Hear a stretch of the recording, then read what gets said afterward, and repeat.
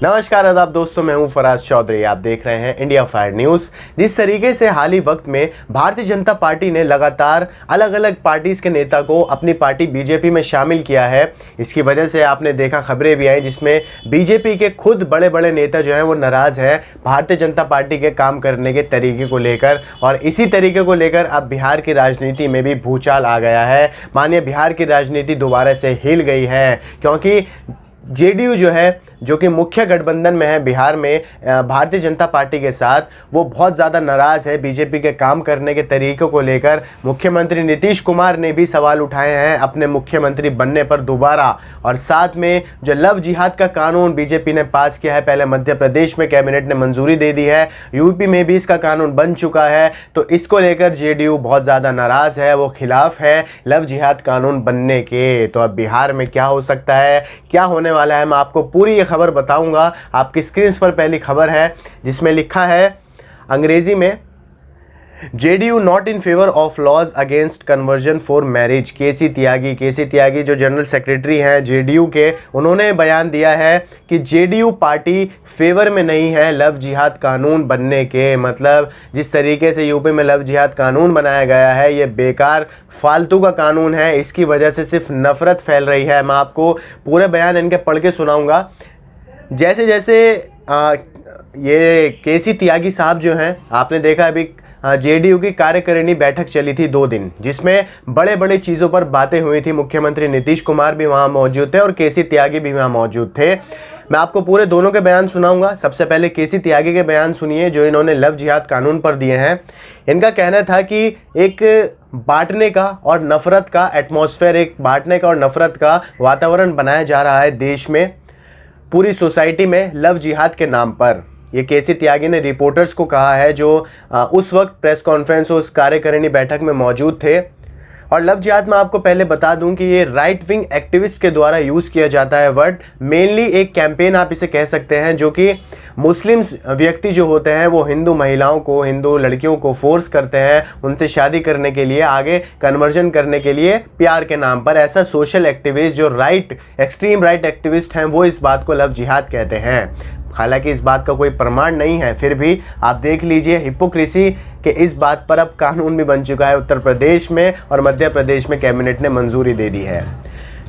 त्यागी साहब आगे कहते हैं कि कॉन्स्टिट्यूशन, संविधान में प्रोविज़न दिया गया है, सीआरपीसी में आज़ादी दी गई है कि 2 जो एडल्ट्स हैं, 2 जो मैच्योर व्यक्ति हैं, वो अपने लाइफ पार्टनर्स को चूज़ कर सकते हैं, वो अपने जीवन साथी को अपनी मर्ज़ी के मुताबिक चूज़ कर सकते हैं। ये उन्हें संविधान में इसकी आज़ादी उन्हें मिली हुई है, सीआरपीसी में उनके आज़ादी मिली हुई है कि वो जिसे चाहें उसे अपना जीवन साथी चुन सकते हैं, चाहे वो किसी भी धर्म का हो, किसी भी जाति का हो, किसी भी समाज से बिलोंग करता हो। आप कोई नहीं होती है सरकार इस बात में दखल अंदाजी देने का, सरकार को कोई हक नहीं है। फिर भी जैसा मैंने पहले कहा था, यहाँ दखल अंदाजी नहीं दी जा रही है, बल्कि यहाँ तो पूरा घुसा जा रहा है दो मैच्योर लोगों के बीच, एक लड़का एक लड़की जो कि एडल्ट्स हैं, और उनको पूरा अधिकार है एक लोकतांत्रिक देश में अपने मन के मुताबिक, अपने मर्जी के मुताबिक अपने पार्टनर को, अपने लाइफ पार्टनर को चुनने का।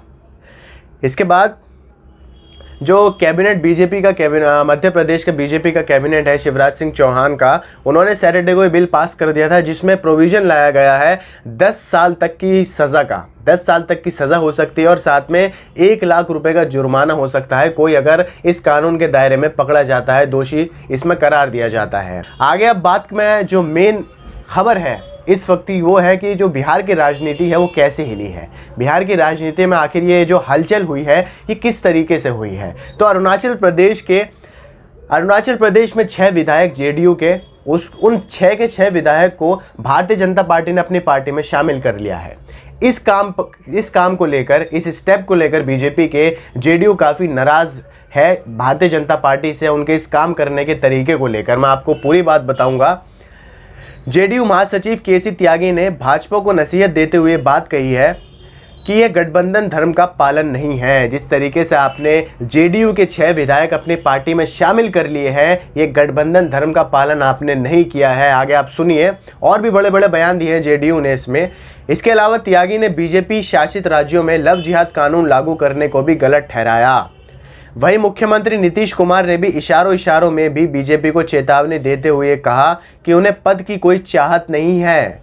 ना तो उन्होंने कभी सिद्धांतों से समझौता किया है और ना ही आगे करेंगे। आपको याद होगा जब बिहार चुनाव के फैसले आए थे तो मुख्यमंत्री नीतीश कुमार के मुख्यमंत्री पद पर बैठने पर भी कई सवाल उठ रहे थे कि क्या नीतीश कुमार ही मुख्यमंत्री बनाए जाएंगे या फिर बीजेपी से कोई मुख्यमंत्री बनाया जाएगा इस बार। मगर फाइनली मुख्यमंत्री नीतीश कुमार ही बने। मगर फिर से राजनीति अब हिल रही है। राजनीति जो बिहार की है उसमें हलचल हो रही है और नीतीश कुमार अपने बयान पेश कर रहे हैं। आगे उनका पूरा बयान मैं सुनाऊंगा।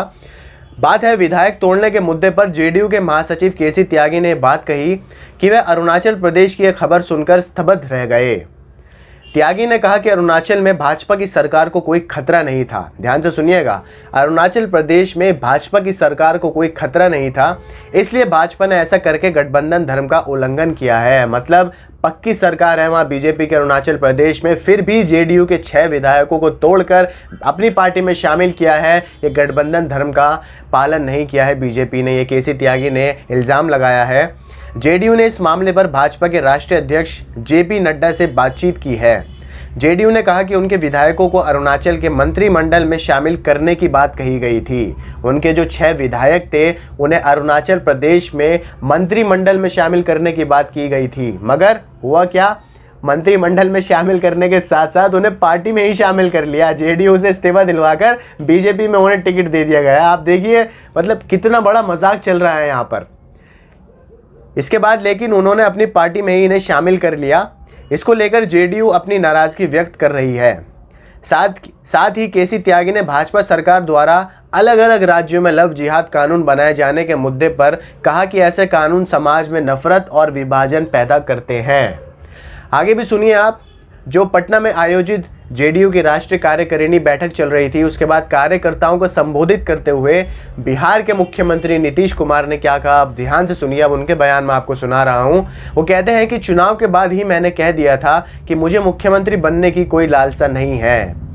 जनता ने चुनाव में अपना फैसला दे दिया है, इसलिए उन्हें किसी के मुख्यमंत्री बनने से कोई दिक्कत नहीं थी, चाहे वह फिर बीजेपी का ही क्यों ना हो। अपने सहयोगी भाजपा के खिलाफ नीतीश कुमार की यह नाराजगी विधानसभा चुनाव के बाद पहली बार सामने आई है। जब से रिजल्ट हुए थे, बिहार चुनाव के फैसले आए थे, उसके बाद से अब इस कार्यकारिणी बैठक में नीतीश कुमार ने अपना गुस्सा व्यक्त किया है बीजेपी के खिलाफ। मतलब उन्होंने कहा है कि उन्हें मुख्यमंत्री बनने का कोई लालच नहीं था।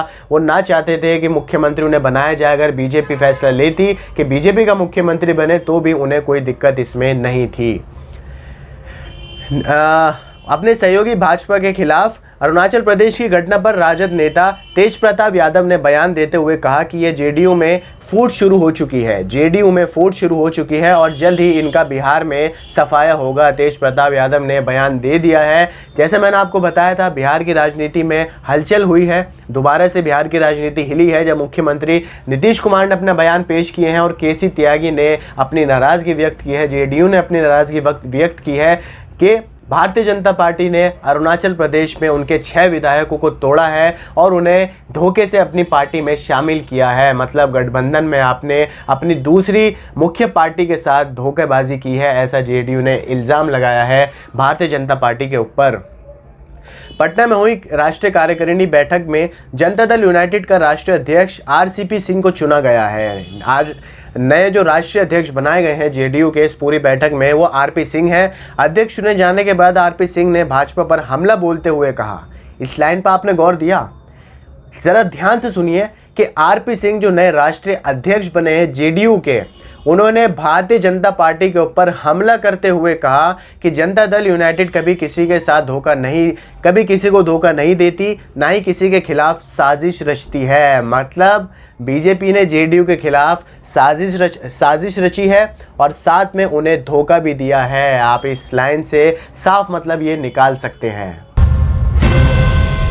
आप लोगों को वीडियो कैसी लगी मुझे कमेंट कर बताइए। आपको वीडियो पसंद आई हो तो लाइक कीजिए, शेयर कीजिए और हमारे चैनल इंडिया फायर न्यूज़ को सब्सक्राइब ज़रूर कीजिए और बेल का आइकन दबाइए ताकि आपको सारी अपडेट्स मिलती रहें।